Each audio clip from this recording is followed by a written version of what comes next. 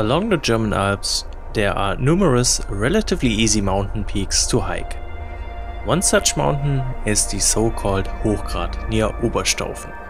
For €5 you can park your car at the Hochgrat cable car station. Going up the mountain by cable car is another €18. To get some exercise in, we chose to hike up the mountain. From the station to the top it's roughly 1000 vertical meters.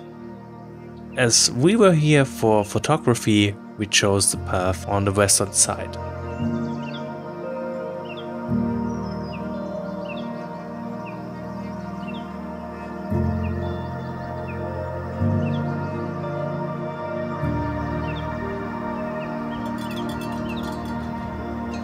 Along the trail, there are a lot of old trees which can be used as a subject.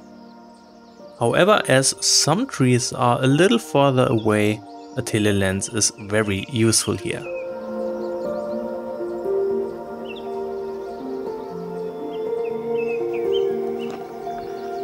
The first 2/3 of the hike are relatively easy to walk.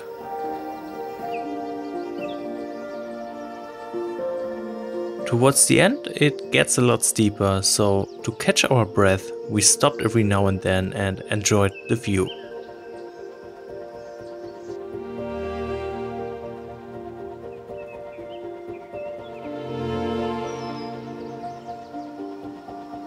As you reach the ridge, you can look far into the Austrian Alps on the other side.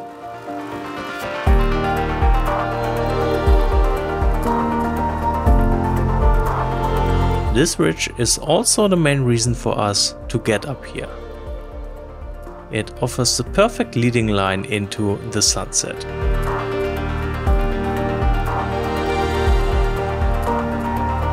To capture the scene, I use a wide-angle lens to get the trail nicely placed in the foreground, while also being able to see the mountain range in the back with the sunset sky. Shooting directly into the sun can give you a hard time with annoying lens flares. To get a clean image, capture a second shot of the scene while covering the sun with your finger. The two photos can later be combined in Photoshop to get a clear picture.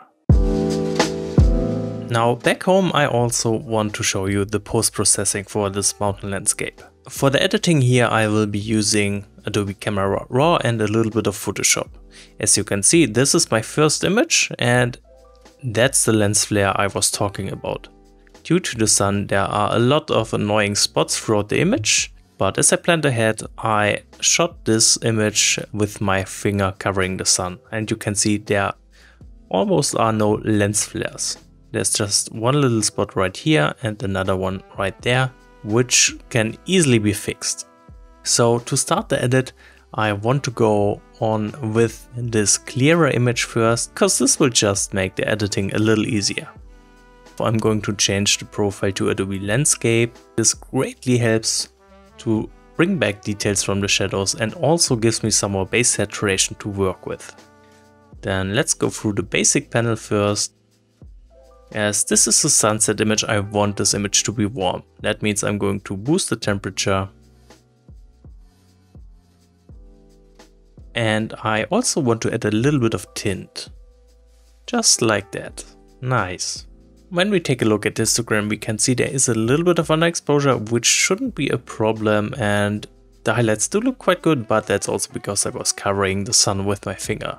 Still, I want to bring down the highlights so we get some more details in the sky later. Just like that. Then let's recover some details from the shadows. And you can see this really works well here. I think that's a good spot. And then let's continue by pushing the blacks. That's way too much though. This looks much better. Nice. So for mountain landscapes like this, I always like to push the clarity a little bit, because I think this just works great here. And I also want to push the texture just to get a very sharp looking image. Alright, and finally let's also push the vibrance for some more colors. Just like that. As you can see, after the basic panel it looks much better already. We have some nice detail in the shadows and the colors are much warmer. Now let's do a little bit of local adjustments, and I'm starting off with the gradiated filters. You can see there's just one for the top part of the sky, which I want to darken by bringing down the exposure. Just like that. And then there's also one radial filter for the left side of this valley right here. Here I'm just going to add a little bit of negative dehaze to fake some sunlight coming in. Perfect. And that's already it for the local adjustments. Now I want to do a bit of color grading. We could head into the curve tab first in the red channel. I can push this point a little to the left and give the whole image some warmer red tones, which nicely fits the sunset. Alright, then in the color mixer tab, I want to adjust the saturation a bit. Right now I think the green tones are a bit too heavy, so let's bring them down. And I also want to slightly drop the blue tones. Perfect. Then let's head over to the color grading tab. Here I just want to give the highlights a warmer color tone. Again, this works really good for sunsets.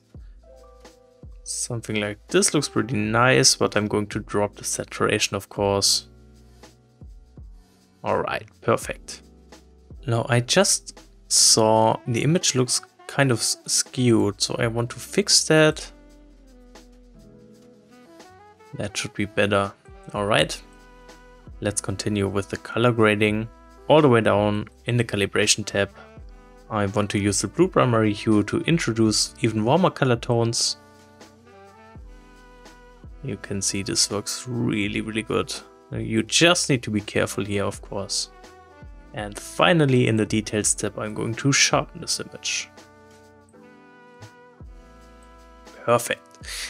Now, we do have the post-processing for this clear image. I still want to have the sun star from the other image, so I'm going to select the thumbnail down there by holding down the Shift key, then right click and synchronize the settings, check all and hit OK. So now all the editing we have done to this image is also applied to this image. For this shot there's just one thing I want to fix. For this reason I'm creating another radial filter just around the sun here.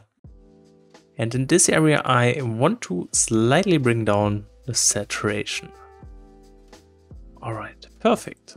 And now we can select both of them and hit open. Alright, here's my base image.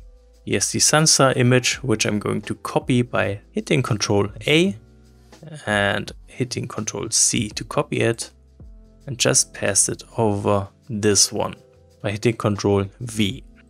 The images are perfectly aligned, so I just need to apply a layer mask on this one. I think I'm going to apply a black layer mask, so I'm holding down the Alt key and click the layer mask icon. And then with a white brush, I'm painting over the layer mask and thus get rid of the finger.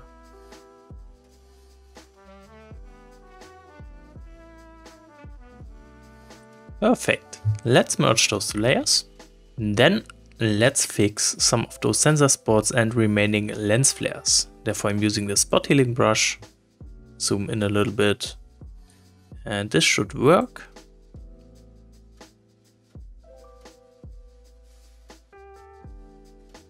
Alright, there's still a bigger lens flare right here in the bottom left corner.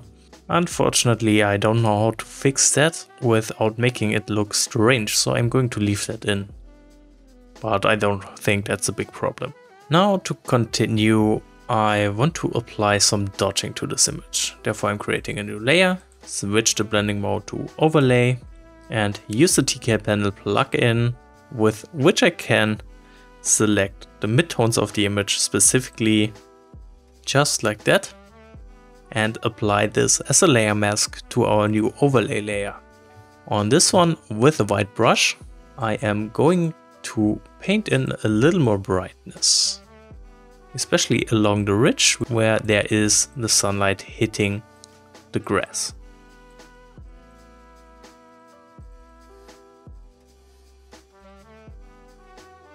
And maybe in the back as well. Okay, nice. Then let's merge those two. And I think I want to add another layer and again choose the overlay blending mode with the TK panel plugin. This time, however, I want to target the highlights. Just like that. Let's apply it on the layer as a layer mask.